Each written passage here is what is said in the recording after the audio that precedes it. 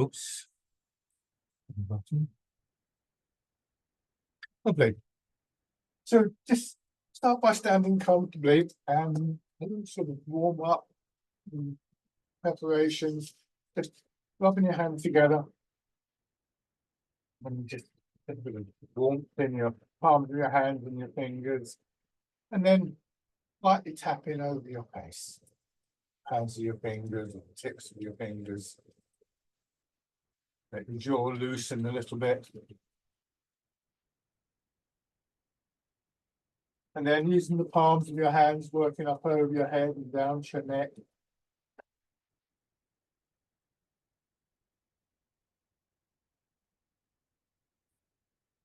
Tap one shoulder. See if you can just feel the vibration of the muscles underneath your hand. On the inside of your arm, up the outside.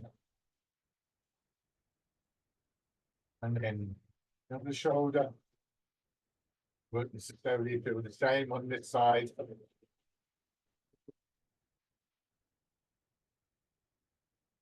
Then lower part of your back. Very light. That lower part of your back. You can use one hand or two hands. Begin to just circle around your hips.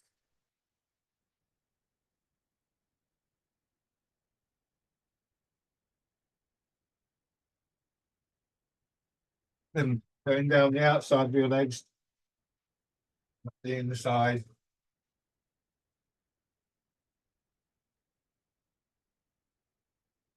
Light again when you get to your belly. And the upper part of your chest. Take it. And then standing with your feet beneath your hips, directly in line with your hips. Just start to turn in this middle part of your body. So that little tapping exercise and carrying on with these exercises with the same thing. Work on, if you like, both mind and body. So warms up a little bit. It can be a good way of just stimulating the energy to flow, the blood to flow. And also it draws our attention into our body, and everything that we do in Tai Chi has this sort of what we might think of as a dual function, being to bring about some kind of positive change in our posture, in our movement, in our flow of energy. And at the same time, really bringing attention into our body via the awareness of posture and movement and so on.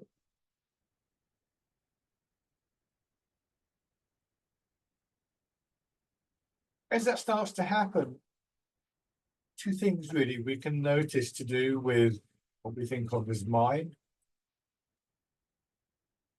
One is this sense of calmness, this sense of stillness that is very characteristic of Tai Chi begins to develop, because if we're focusing our attention on, say, how we're turning or what our arms are doing, then we're not thinking about other things. So there's a sense in which not pushing those other things away, but stepping back from them a little bit. With that as the foundation, the second thing that we start to notice is the interconnectedness of mind and body. And Tai Chi and Qigong are intentional movements, a conscious, deliberate intention to move in a particular way, to do a particular exercise. And we use direct instruction to the body, put the foot here. We use imagery of one kind or another for the more subtle aspects of the posture. If you've got some previous experience in these arts, then you can also bring memory into this. You can recall how it felt before when it was a positive experience. All of these act as ways of, if you like, instructing our bodies. And in fact, our bodies are very responsive to all sorts of intentions, often quite unconscious. But in Tai Chi, we're trying to do them quite deliberately, quite consciously. And for that, we need that gathered, focused awareness that I mentioned a few moments ago. So these things reinforce each other.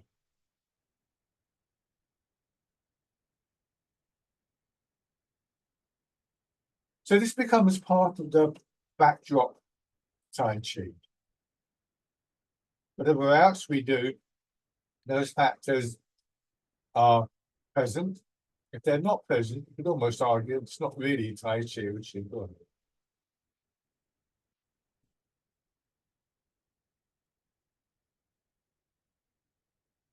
So thinking about details of the posture, I already mentioned feet are hip width apart. This means that your hips are supported by your feet. And if your hips are supported, then that can help to support your shoulders.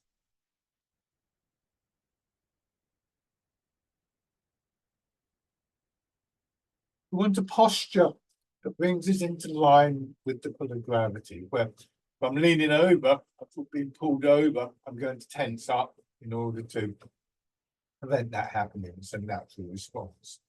So we gradually learn to refine our alignment with gravity. And again, for those of you familiar with these arts, you'll be familiar with the nuances of that. And through that, we allow our center of gravity to drop. Or if you prefer, you could think of this center part of the body dropping towards the ground, sitting into your hips, sitting into the ground, the sort of phrases that we use.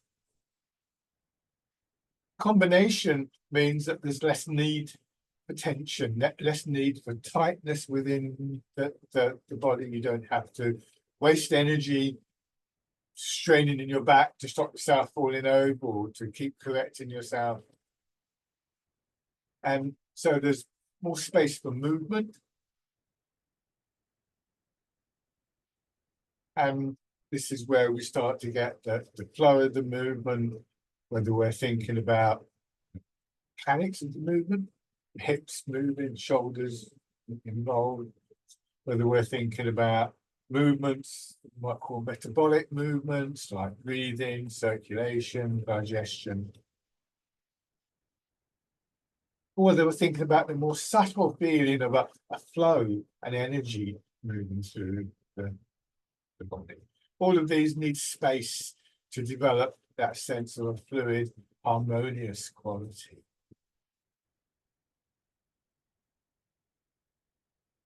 We begin to feel that we can move from the center of the body. When our center of gravity drops, we don't have to hold on so tightly in our hips, our belly, our backs. And so when we turn in the middle of the body, we also find that there's a response really all the way through the body. In the first instance, we'll notice it going up into our rib cage, our shoulders, and ultimately our arms.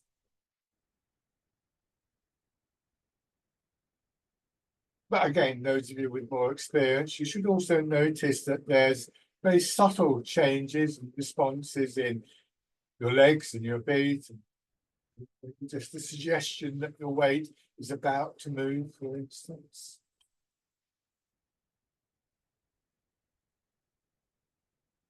At the same time, this exercise helps suggest that your heart beating a little bit faster, very gently, encouraging the blood to flow. So it's an all-round very useful exercise.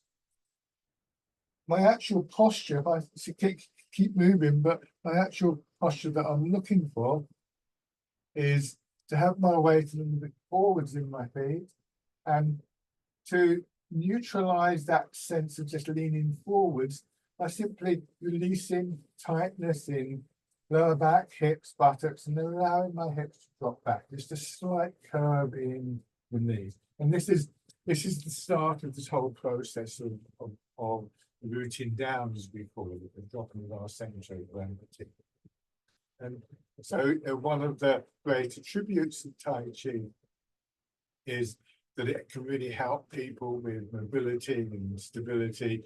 And rooting down is the start of that process, and is indeed the start of everything that we would look to develop in Tai Chi. So the physical side of Tai Chi allows for well-being within our physical body, and the awareness that we bring, the gathering of the awareness, helps to develop a sense of well-being in life.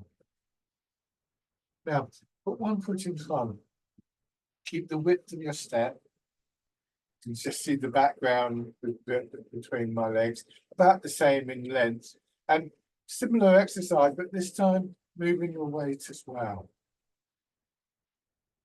The weight transfer is one of the very dynamic qualities that we make use of in Tai Chi.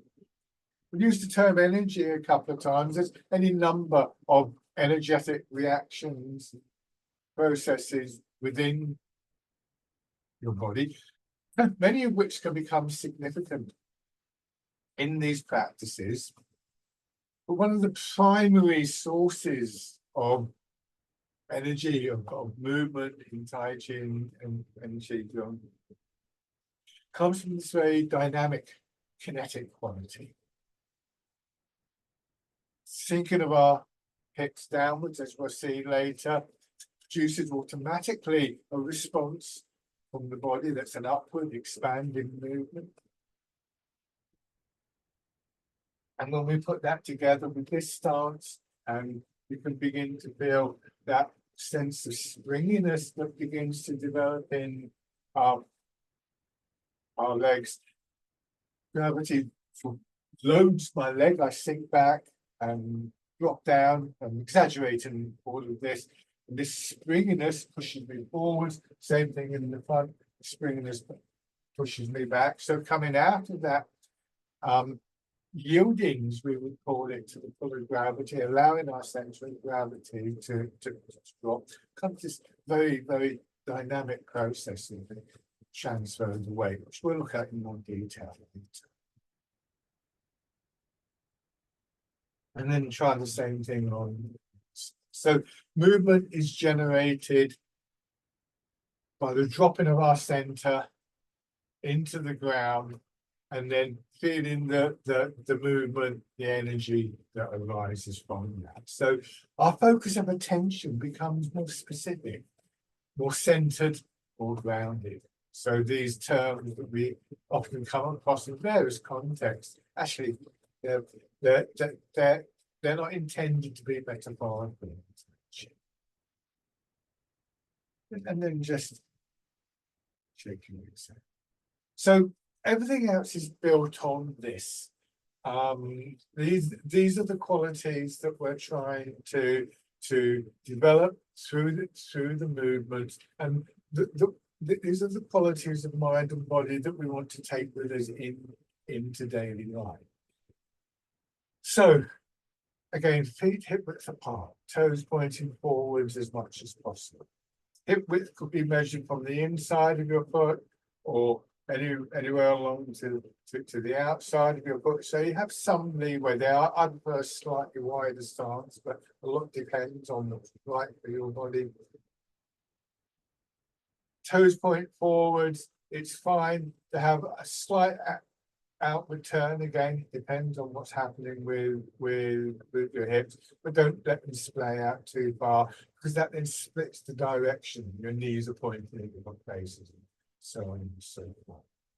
And to find that alignment with the pull of gravity, to begin with, very simple exercise, just letting your weight rock forwards and backwards in your feet, pivoting in your angles. So I take this pole, you imagine this pole going up through my body, we'll be doing this.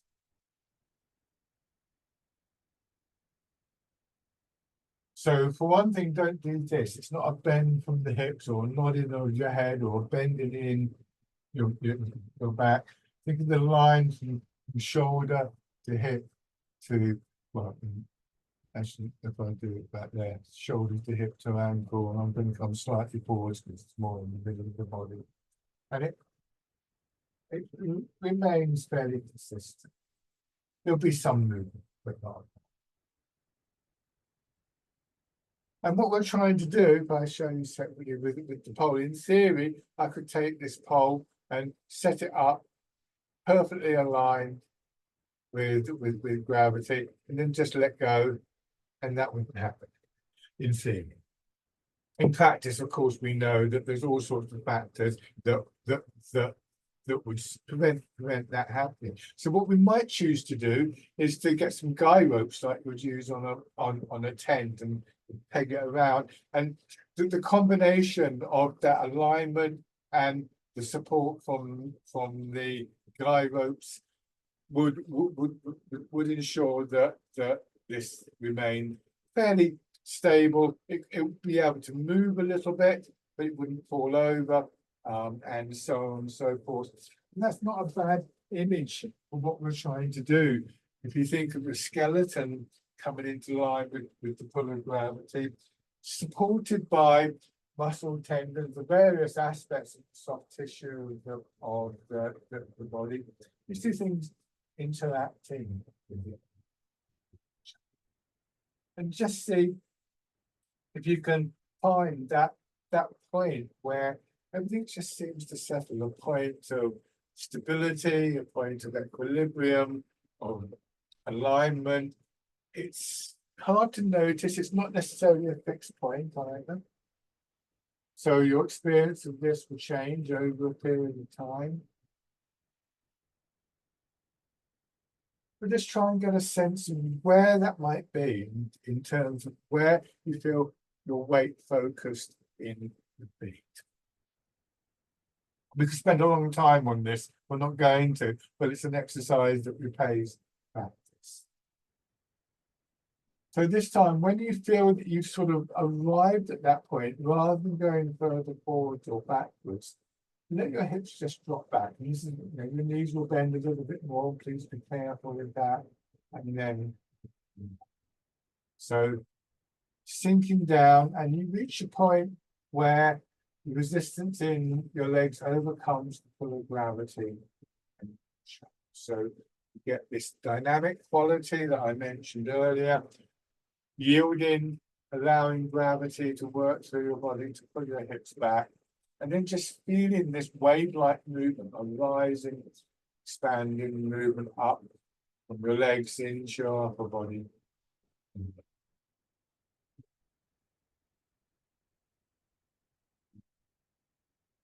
Steady rhythm beginning to develop, the expanding yang and the contracting yin, the two sides of that rhythm.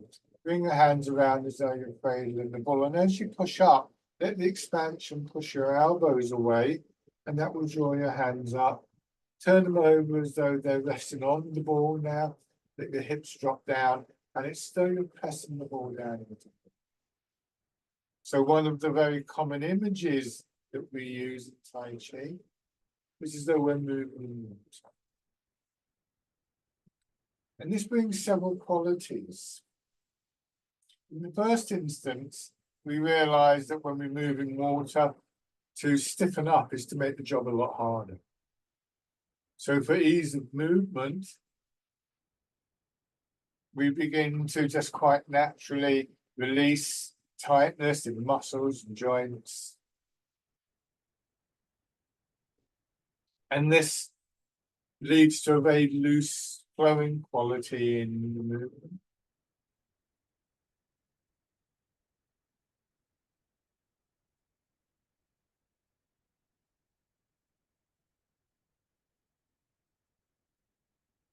With time, and again, for people with more experience, that resistance that we move through when we think of moving through water encourages a toning and the cultivation of a sense of a particular type of strength and resilience within our body, physically and energetically. And this is one of the long-term aspirations, and long-term intentions that we want to build in Tai Chi.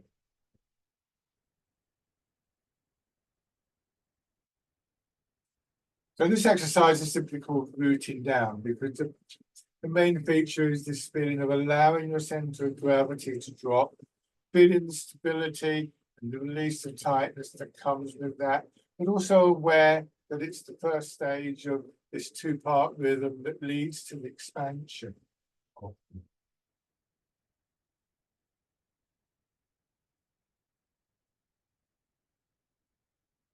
Notice whether in your hands and your arms, whether maybe holding your fingers tight, that wouldn't work well in water.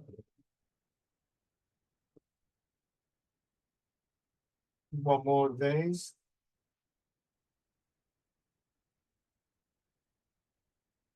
And then take your hands, so fingers point away from your shoulders again, elbows, drawing your hands up this time, swing them out to the side. The exercise, the wild goose.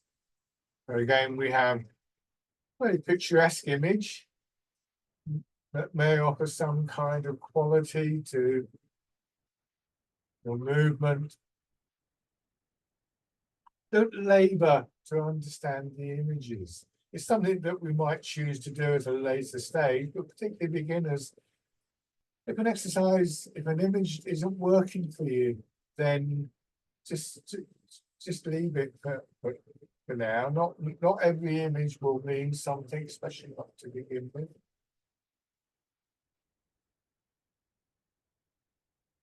But if the image of the bird in flight does carry a quality, maybe of grace, smoothness of movement, or indeed a strength of movement,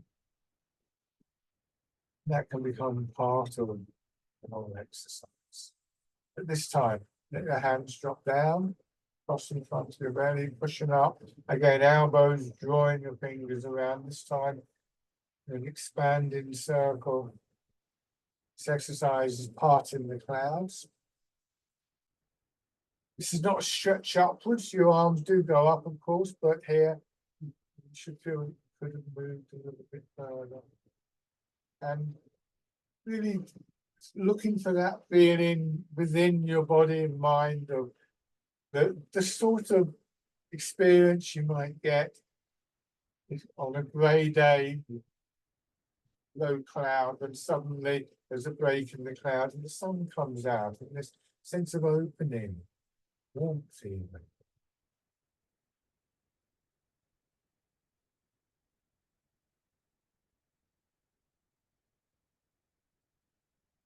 All three of these movements that we've just done come from this thinking of our hips and the result of push-up.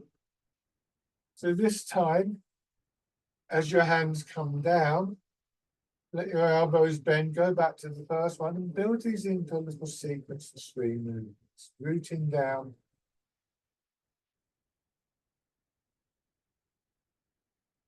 Wild goose.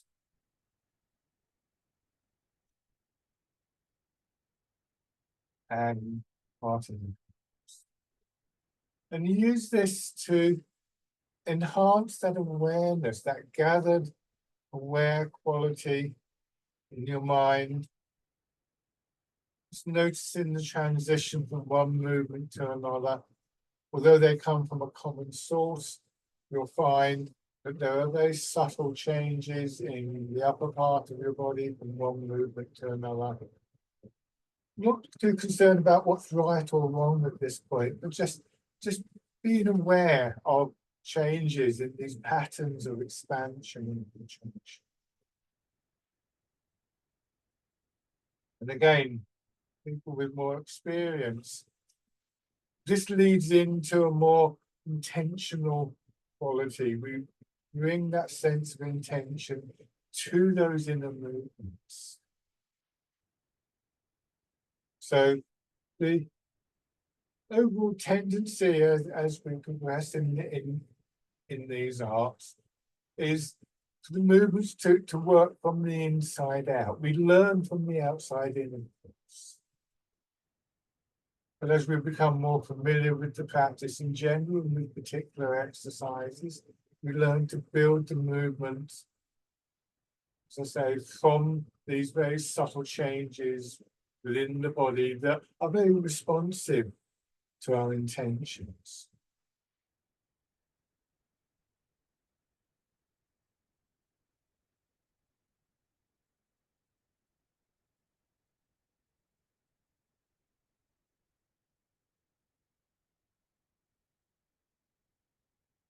One more round.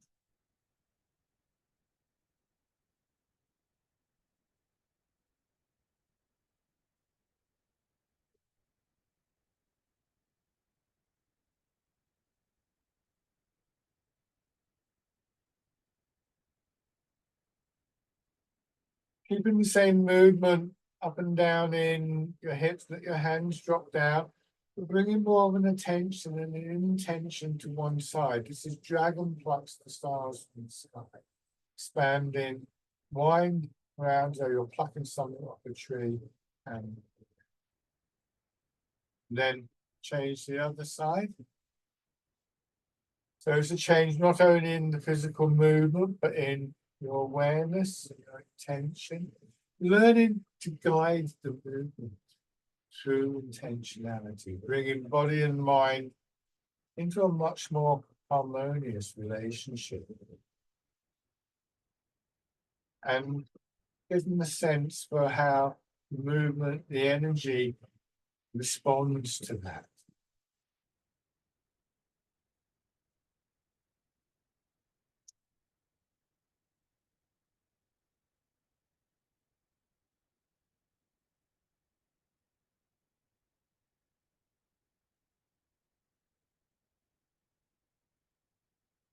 One more time.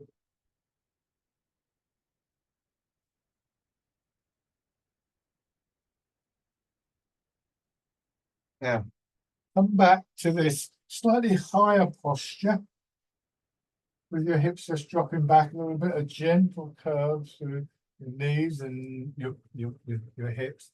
Just standing for a moment, appreciative of the fact that actually when we stand like this, we're still allowing gravity to work through the body and we're still getting that response upwards through the body. So it doesn't have to rely on the mechanical movement that we were just doing in these earlier exercises.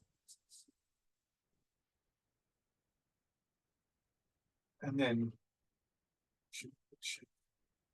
it's important to realize that we're not forcing our bodies into a particular shape or a particular movement. When we talk about harmonizing body, mind, and energy, when we're talking about bringing our intention into the movements, we're not forcing the body. This is not mind over matter.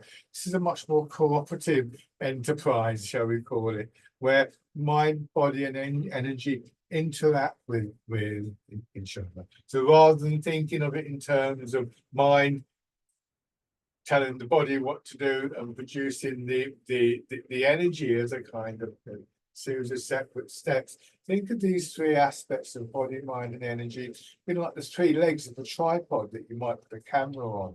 Take one leg away and the whole structure collapses. We might choose to put the emphasis on one particular aspect as part of our practice for some time, but the ultimate aim is to bring them all together. So in this posture, bring your hands to your sides, just lightly touching the sides of your hips with the inside of your arm or your hand, and then pushing up, feeling the lengthening through your back, hands go a little bit above your head, and then down, coming back. Once again, just making that light connection to the center of your body via your hips. And push out sideways and turn in the center of your body and back. And lightly touching the side. Each time your hands and your attention comes back to the center of your body, just take a moment once again to check that you're able to just get a feeling of dropping through the center, rooting down. We lose that very easily. So we're getting into the habit of correcting that is one of the useful outcomes of the whole process. We also learn that we can bring our attention back to this central part of the body as a place where we can allow our attention to rest, that stillness, that calmness within the movement. Where we're hardwiring those responses so that they become much more accessible to us in our daily lives. This movement is called pushing in 4 directions, and those directions are governed by, again, the center of the body. I face forwards and I push up in the first direction.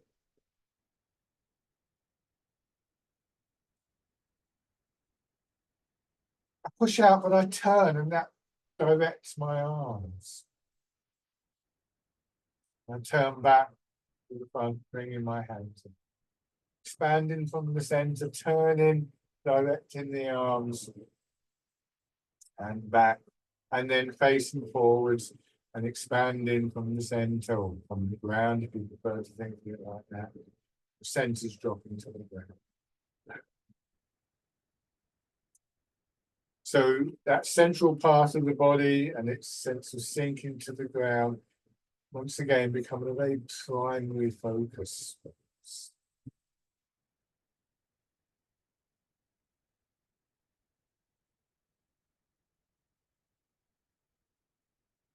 Learning to bring your attention back, learning to bring your body back in this way is a great benefit to us in our daily lives. And we can just recapture that sense of stillness and spaciousness just for a moment. And we can learn to do that in times of stress. That can really help us deal with situations in a different way.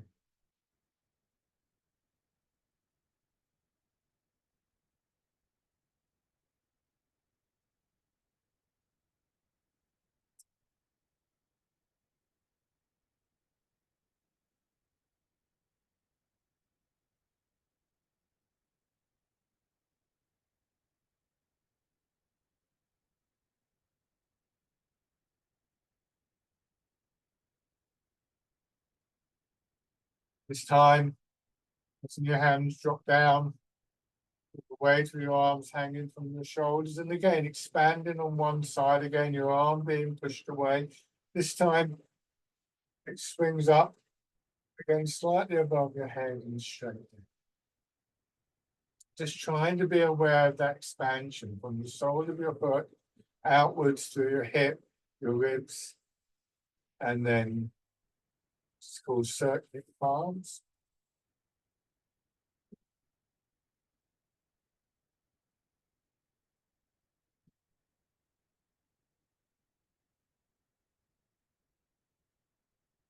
And then add into that again with the turn in the center that draws your arm across.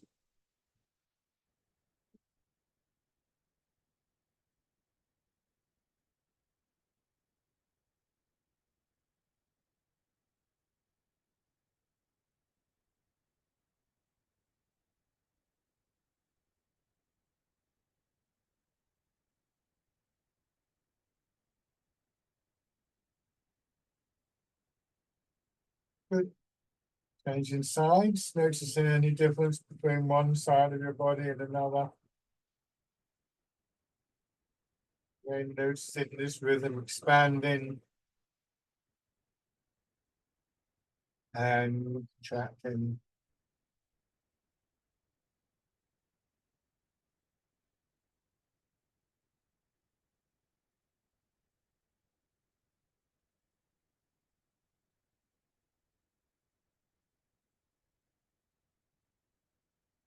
Adding turn.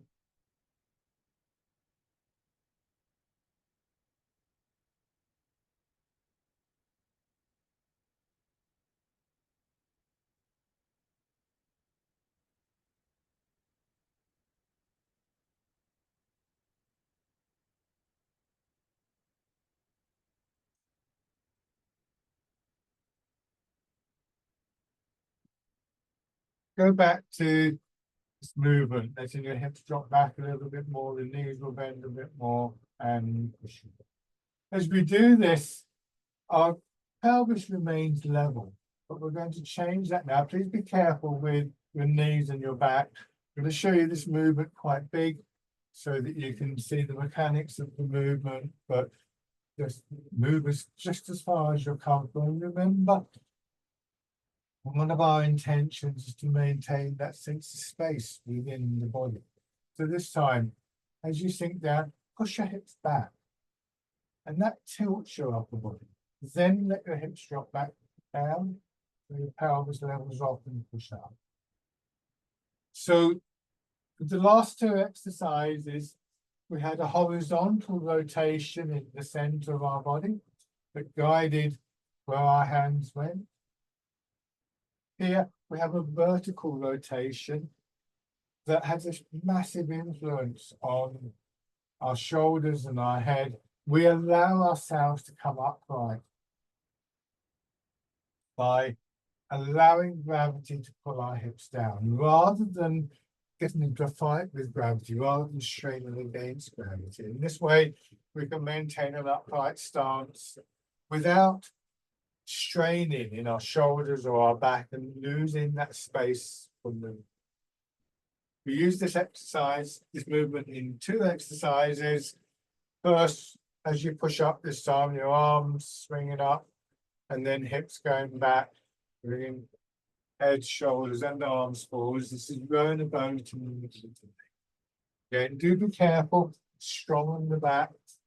It isn't always the case in Tai Chi that we would value the bigger movements over the smaller movements. That often quite the reverse. Remember, we want to try and bring our attention as much as possible to the inner movements. So for instance, with this one, we could be trying to get a sense of the spaces between our vertebrae, the cartilage pads. Hips are going back, shoulders are going forward. So there's a gentle extension, then traction in spine. Many other things going on as well. Rowing a boat in the middle.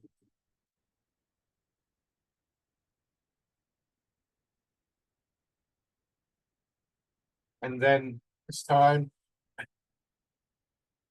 combining the horizontal and the vertical, hands in front of you, turn, push your hips back, that sends your hands forward, bring your hips across, and then up under that.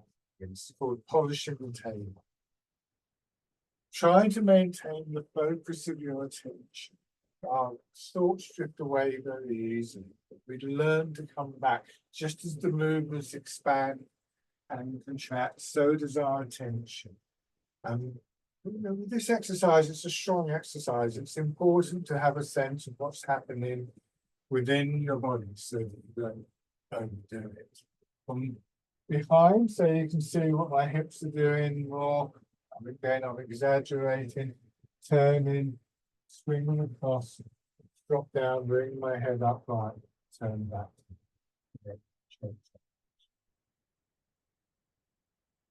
Still with images like moving through water. It's a universal image in Tai Chi, can be applied at any time to any of them.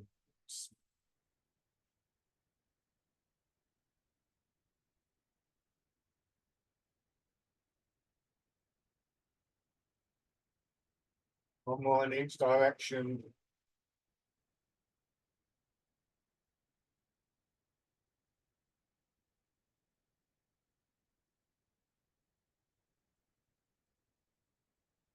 And then just stand. An awareness of posture and the subtleties of movement helps us with this sense of gathering and calming our attention.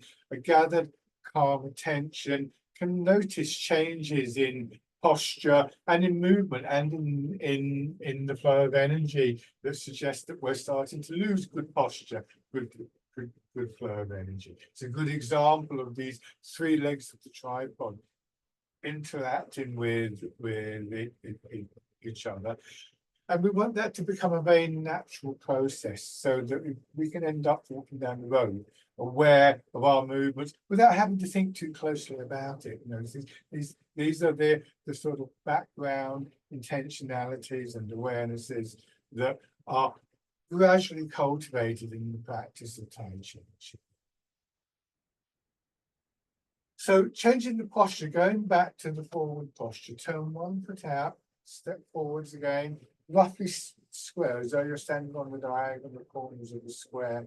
And again, transferring your weight, this time more slowly, giving yourself a chance to settle each time your weight lands in one leg, to feel that sense of your leg being pressed, and then feeling the expansion that pushes you into the other.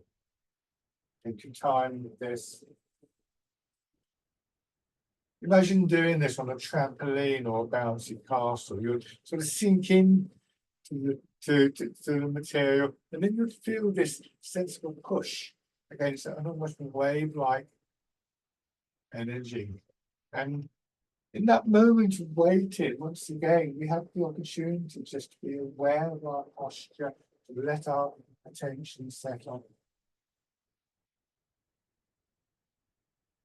Possibly to make any corrections.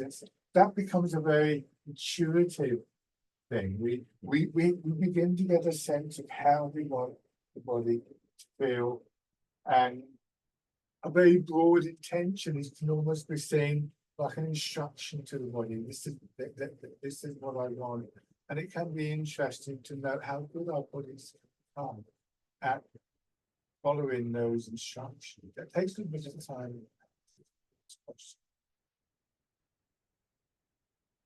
Now, if you go into your back foot now, and then just raise your front toes. You can have the front foot turned out. Go forwards, push your back knee in, so your heel comes up, and as you raise your toes and heel, you'll find that you shift a little bit more so that your body comes more into line over one leg, center of gravity dropping through that one leg, rooting down through one leg. And that opens up the possibility of being able to take a very slow step to bring, say, your back foot in, push back and out, put the ball of the foot down, lower the heel, pressing gently, planting the foot. And then when you do the front foot, the heel goes down, the ball of the foot, you plant the foot, and just feeling that contact with the ground. Not overstepping, making sure you keep the width of the step, but not too long a step. Almost like you're walking on thin ice, and you're going to just test the ice before you commit your weight.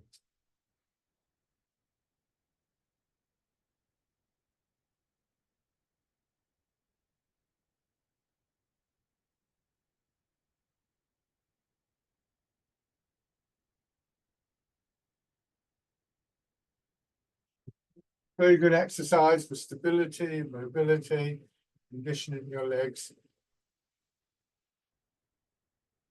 On the other side, be careful when you move your weight forwards and backwards that you don't overextend the knee. So if you look here, I go forward, and at this point, my knee's above the ball of my foot. And it's not quite so clear, but same thing here. I don't want to twist the knee, so don't overdo the movement.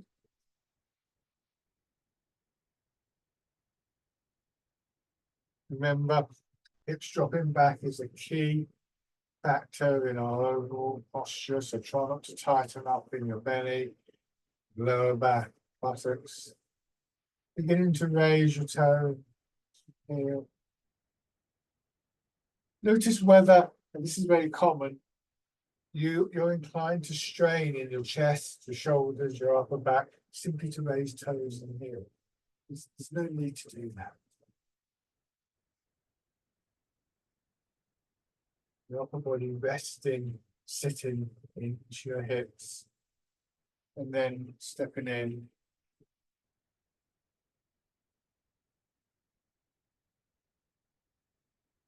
You don't have to raise the foot, you could just put the toes down very lightly in that moment of settling. Don't turn this into an exercise for seeing if you can stand. It's about movement, about maintaining and cultivating the root stability that comes from that. About investigating this everyday activity of weight transfer and movement and stepping. This time, you can either go forwards or backwards steps through, making sure that you plant the foot. This is a very meditative process, so very simple, but a great deal going on, a great deal that you can bring your attention to.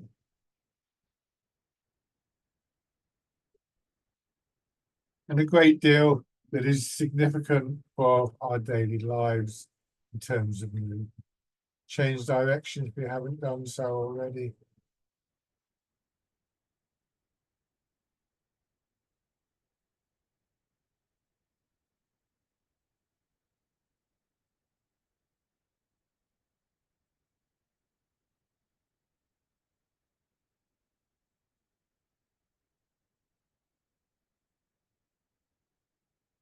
Good. And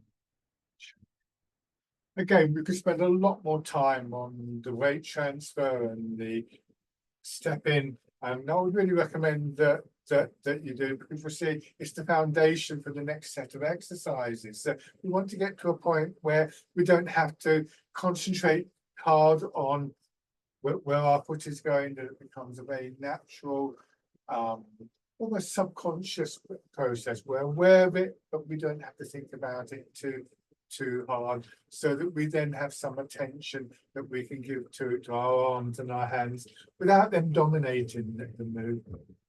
So stand with your right foot forwards, mirror my movement. Start with your weight in your back foot, place your hands on your belly, push forwards, and as you do, let that movement spread up through your upper body, pushing your arms away, and then drawing back and bringing your hands.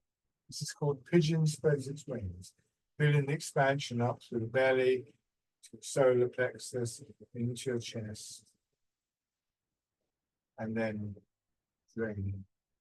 A sense of a fresh energy coming into the body from the ground, washing away the staler energy, tension, tightness.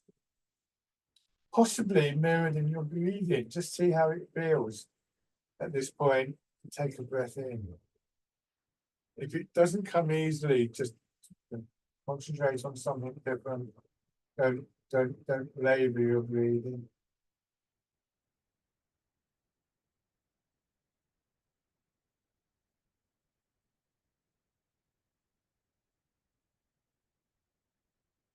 Pigeon spreads its wings.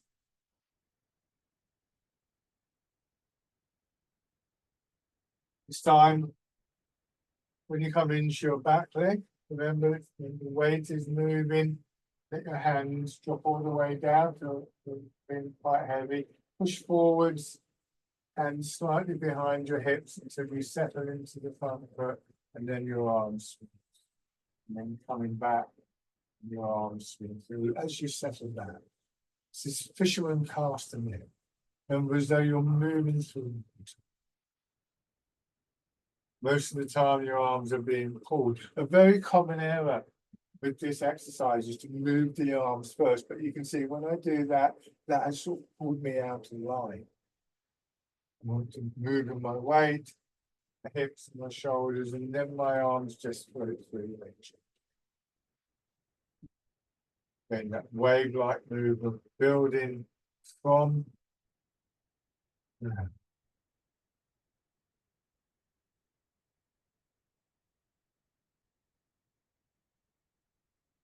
fisherman cast.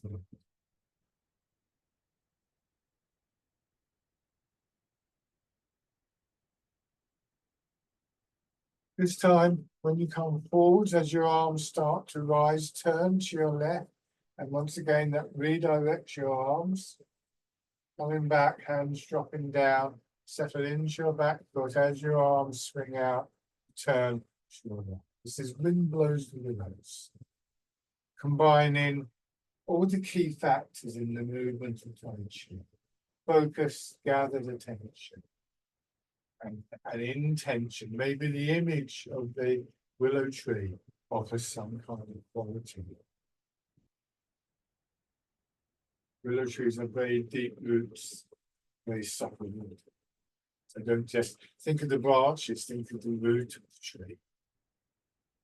We root down, which is rooted in the feet, that produces the upward movement via our legs, the transfer of our weight, and that energy is given directions through the center of the body. Finally, those patterns of expansion and contraction, our back, front, sides, lead into the movement of the elbows.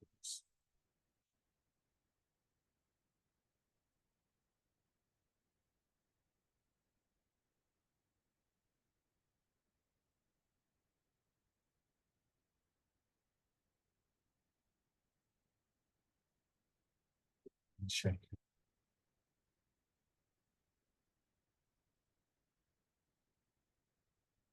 Try those three movements on the opposite side. So left foot forward, start with your weight back, hold your hands over your belly.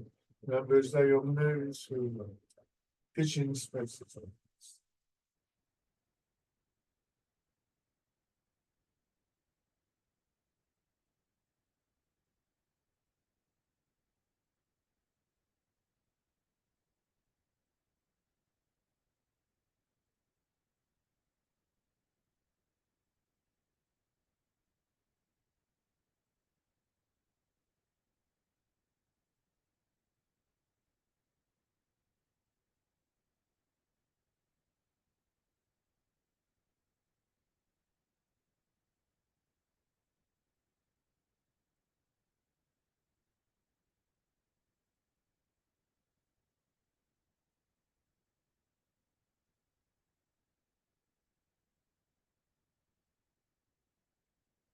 One more time.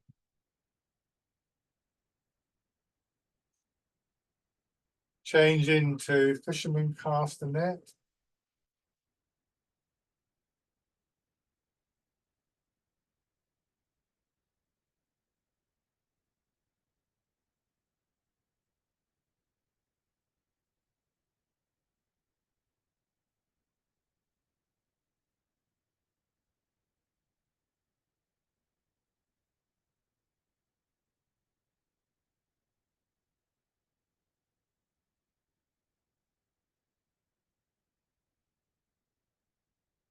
And this time going forwards and turning into wind blows.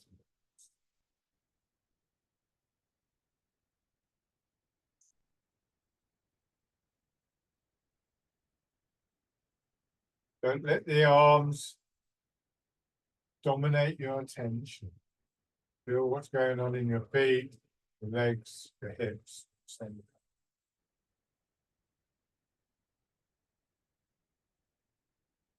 Staying centered, staying grounded.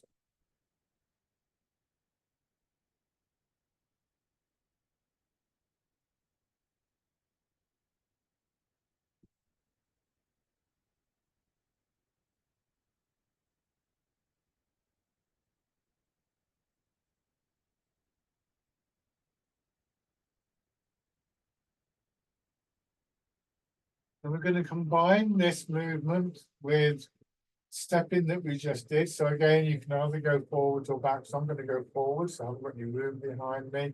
So I go into my front leg. As I turn this time, my back knee comes forwards, my heel comes up. So I can bring my foot in. I can step forwards, heel, toes, plant the foot, turn in, and it's called dragonfly skims the water. Slipping through.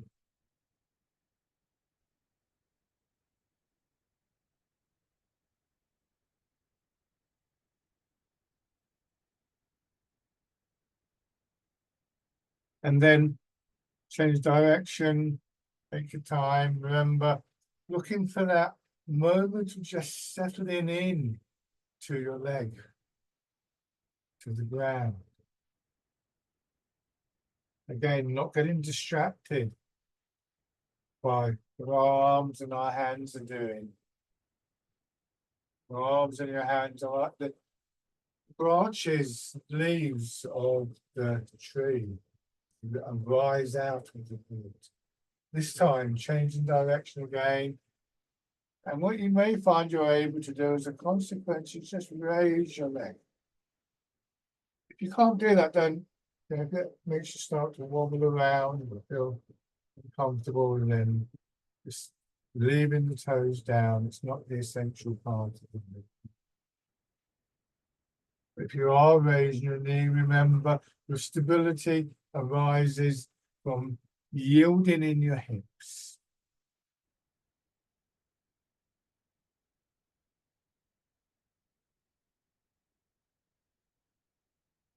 And then changing direction if you haven't done so already. Dragonfly skills to do it.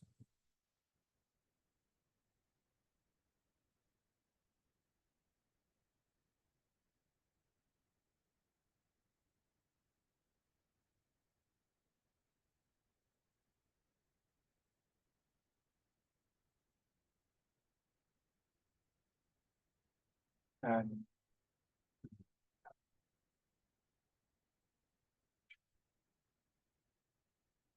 but to finish, coming back to this stance that we're in originally, there's various ways that the qualities that we look for in this stance and in all the movements are described. One of my favorite is the Chinese term zhongding, which translates as something like central equilibrium.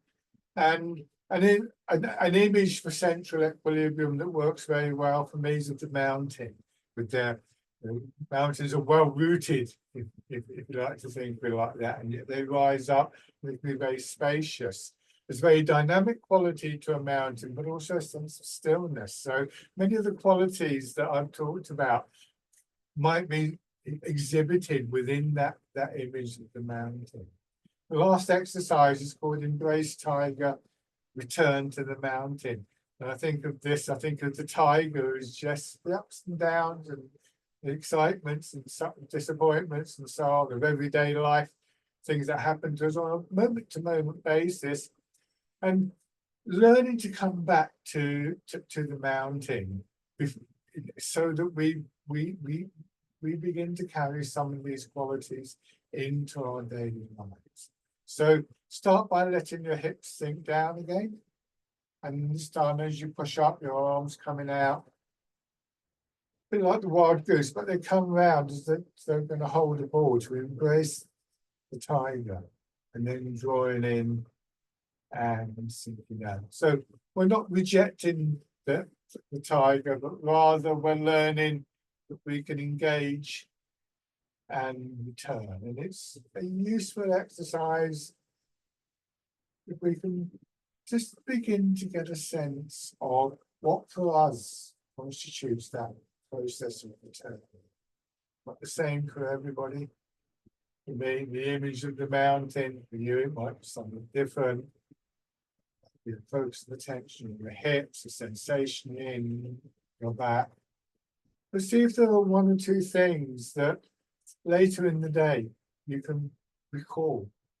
Moments that when you're frustrated for one reason or another, bus hasn't arrived, train is late, the queue in the shop is too long, or whatever, all those little things.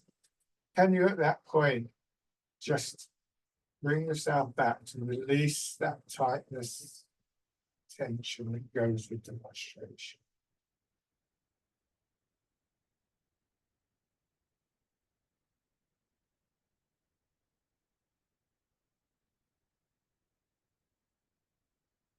One more round.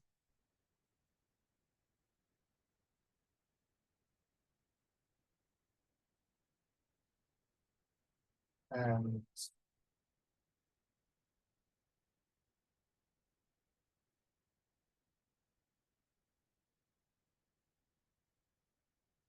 Thank you very much for joining in, everybody. Please do get in touch with me if you have any questions or comments. Other than that, I look forward to. Bye, Mike. Thank you very much. Take care, everybody. Enjoy the rest of your day. Bye.